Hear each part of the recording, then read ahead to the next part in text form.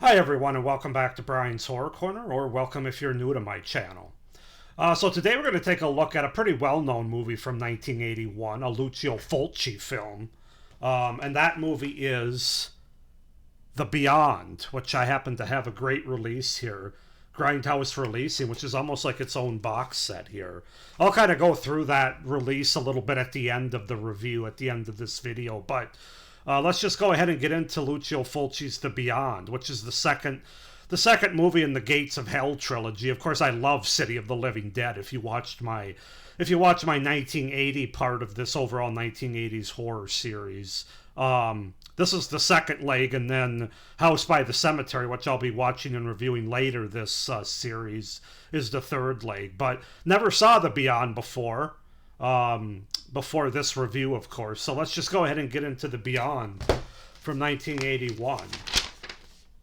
So The Beyond, also known as And You Will Live in Terror, The Afterlife, is a 1981 English-language Italian Southern Gothic supernatural horror film. Wow, that's a mouthful. Directed by Lucio Fulci. It is based on an original story created by Dardano Saghetti. Its plot follows a woman who inherits a hotel in rural Louisiana that was once the site of a horrific murder and which may be a gateway to hell. It is the second film in Fulci's Gate of Hell trilogy after City of the Living Dead, and was followed by the House by the Cemetery, as I mentioned earlier. So this movie opens in 1927, where we have artist and warlock, and I don't know how to pronounce this name. Is it Schweck or Schweek? I'm just going to go with Schweek, actually.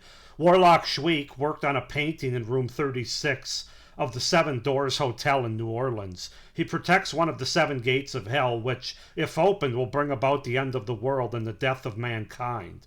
A lynch mob drags Schweek from the room and into the hotel's basement, killing him for practicing black magic. Meanwhile, a white-eyed woman reads from the ancient tome Eben, prophesizing the opening of one of the seven gates. Decades later, in 1981, Liza Merrill inherited the hotel and moved from New York City to refurbish and open it. A worker glimpses a white-eyed woman through a window and falls off a scaffolding.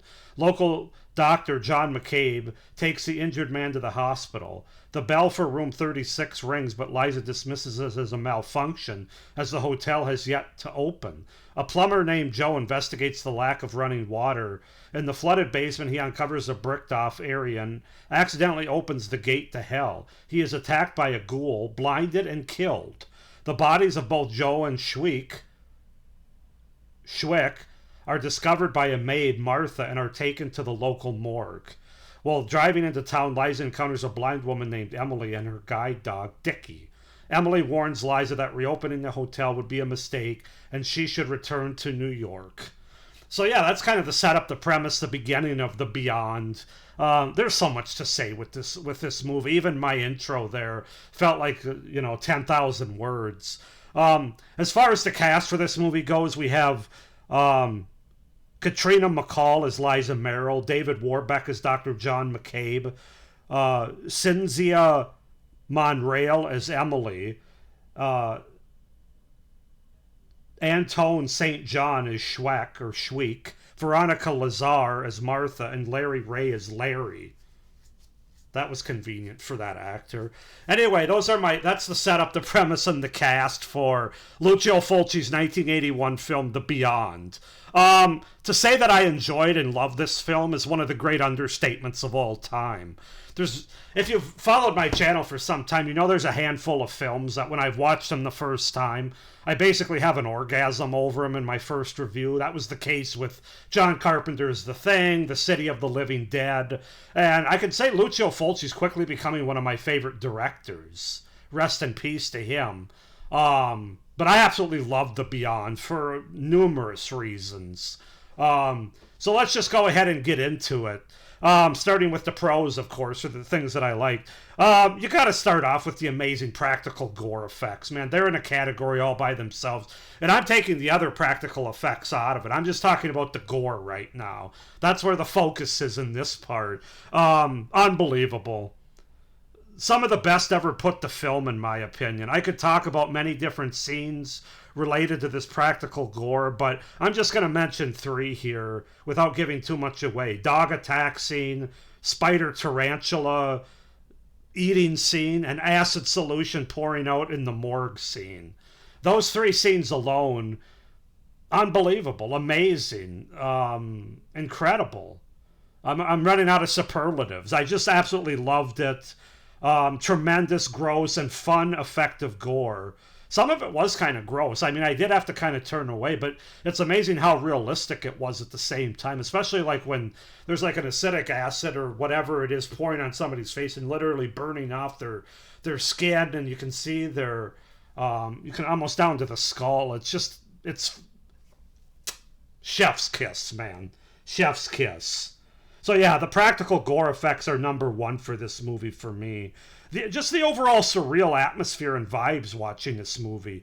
It affected me in ways that many other movies just don't or haven't.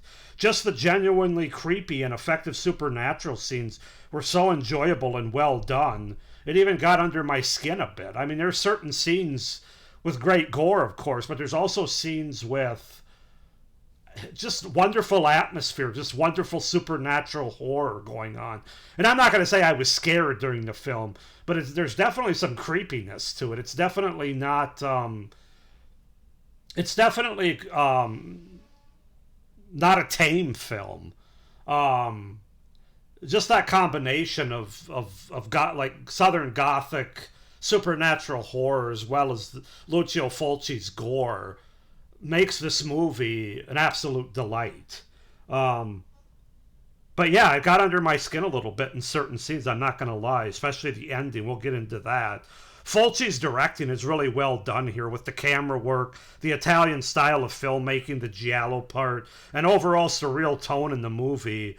I think it makes it one of his best movies. Now, of course, I haven't reviewed all of his movies yet, although I'm quickly thinking I might have to do a Lucio Fulci month coming up at some point this year or next, because every movie I've seen by him so far I've just loved. I'm sure he's got some clunkers out there somewhere, maybe towards the end of his career. I don't know, but yeah, I don't know. There's just something about the guy that I just really like his style of movie making.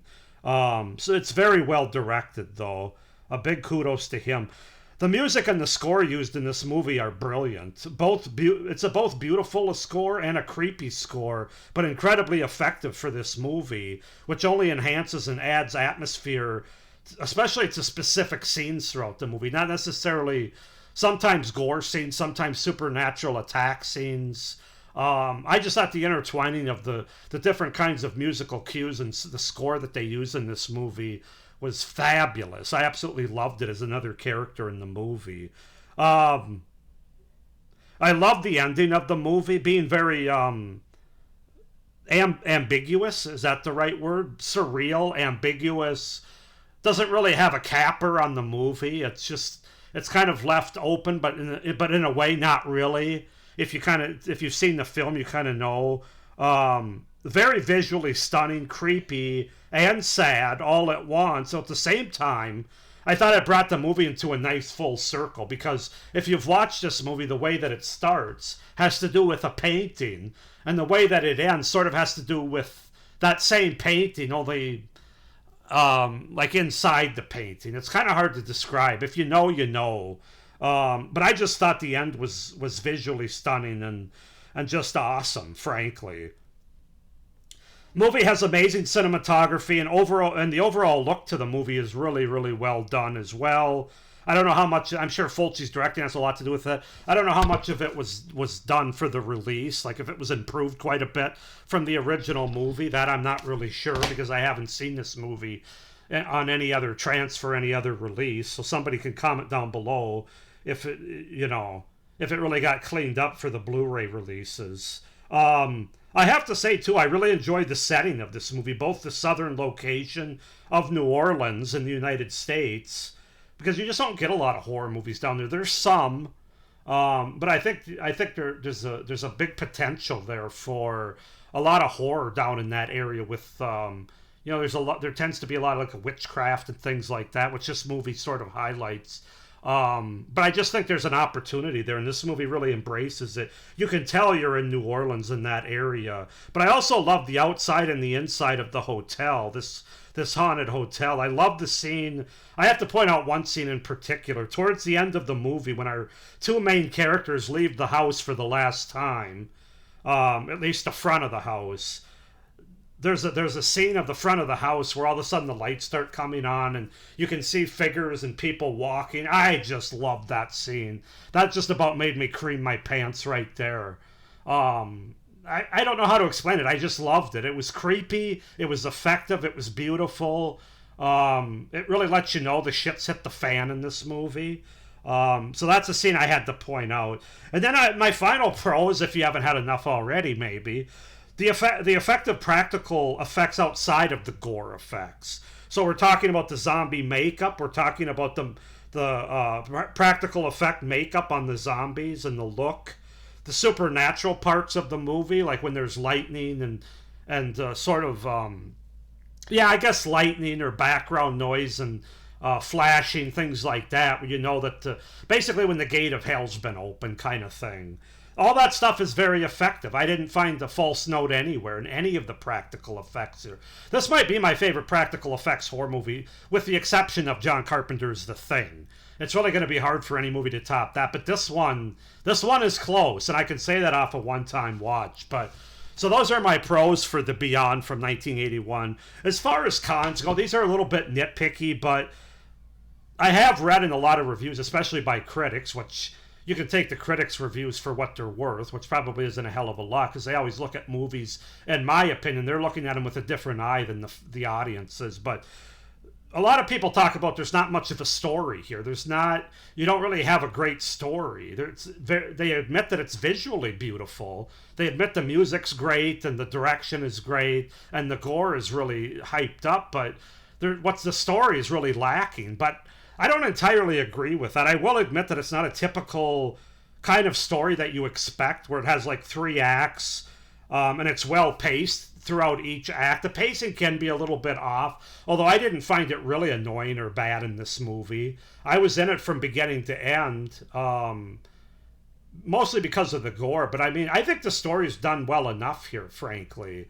But I could see that being a point of contention for people that watch this film for the first time, or maybe even people that have seen it before. If you're somebody that's really rich in story and character development and story development, then this movie's probably not going to be your favorite.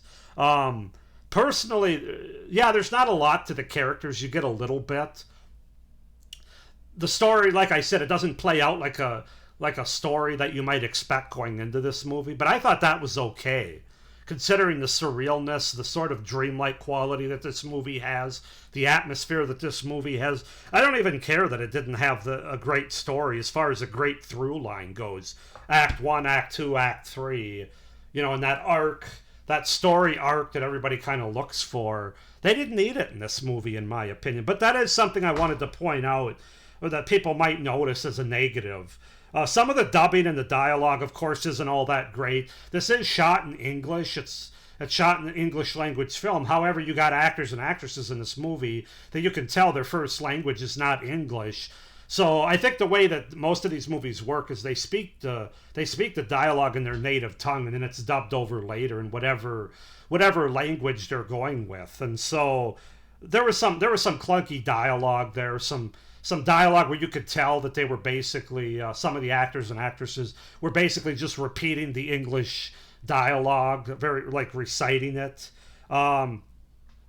I guess the one con that I can really give legitimately is the zombies at the end. Well, I enjoyed the zombies. I thought the look of them was great, especially with some of the more decrepit, decaying ones. I did feel like the zombies were forced in a bit in the last act, especially in the morgue, when they go back to the hospital, the morgue, whatever you want to call it. It just felt like it was added on. And I read in an article that because of the popularity of Zombie 2 or Zombie by Fulci, I think the studio kind of wanted him to have zombies, or the undead, whatever you'd like. So you could tell that wasn't quite there from the beginning, I don't think, when they thought this idea out. It did feel like those were added on. It doesn't take away from the movie, but it is something that I did notice. And then This kind of goes to my last con, which is character motivations and character decisions. Why isn't the main character of John, Dr. John McCabe, when he's got this gun and he's shooting these zombies? I realize this is before the time where everybody knows to shoot zombies in the head, but this guy's shooting them in the shoulder, shooting them in the stomach, and they're still moving. Then he shoots some of them in the head, and then they go down. And for some reason, he's still shooting them in the body, even after he's seen that by shooting them in the head, they go down and you stop them. I don't understand the logic there. That just makes no sense to me. It was very frustrating as he's taking body shots on these zombies instead of shooting them in the head. Where, again, he already knows that that's the effective way to do it because the zombies fall. And then as far as character motivations go, obviously this is just more of a horror trope. Liza Merrill, why is she staying there after some of the things that she's experienced? Does she really need the money that bad? I mean, you've had deaths in this house now and surrounding it. I could maybe give you the first one, but now everybody around and associated with your moving in and opening this house has been killed. There's one guy that dies in a library, which is a pretty memorable scene having to do with tarantulas or spiders. At that point, I'm getting the F out of Dodge. But again, character motivations don't always make sense in horror movies because otherwise we wouldn't have a horror movie. So yeah, character motivations and decisions aren't top notch here, but that's kind of par for the course. Overall, guys, this is an absolutely fantastic 1981 horror movie, The Beyond by Lucio Fulci. I don't know if I like it more than City of the Living Dead. At some point, I'll have to watch all three of the Gates of Hell trilogy back to back to back to really figure out which one's my favorite. But this one, it's going to be hard-pressed not to be right there. I'm going to give this movie a 9 out of 10. Other than my few nitpicky cons, I can't praise this movie enough, frankly. As far as the releasing goes, I don't know how well you guys can see that, but it has a buttload of features on this particular Grindhouse releasing. It's a very nice release as well, because inside you not only you've got the movie with 2 discs, special features on one. The movie on the first disc, with a few special features on that one too. So that's a nice thing there. But then you also get a CD. You also get the score of this, which I'm very excited to listen to. You get the score of this movie on a CD. So this was really worth the investment. This Grindhouse releasing edition that I got. I believe it's from 2014, if I'm not mistaken, when this release came out. But yeah, you guys can't go wrong with The Beyond from 1981. 9 out of 10 for me. Go ahead and comment down below what you guys think of The Beyond by Lucio Fulci. Do you like it as much as I do? Less why not? Comment down below. Please like this video, hit the little notification bell, and subscribe to my channel so you don't miss any of my upcoming reviews for 1981. We've only scratched the surface, folks. I've still got 3 more reviews just for January, and then 2.5 months of 1981 horror movies after that. So it's going to be spring when we wrap this thing up in my top 20 and all that. But also, you don't want to miss my other great horror content. We're going to be taking a little break in March for me to review a certain horror franchise having to do with the month of March. But with all that being said, I hope everybody's doing well. I hope you're enjoying this overall 1980s horror series, specifically for 1981. And as always, stay scared. Bye.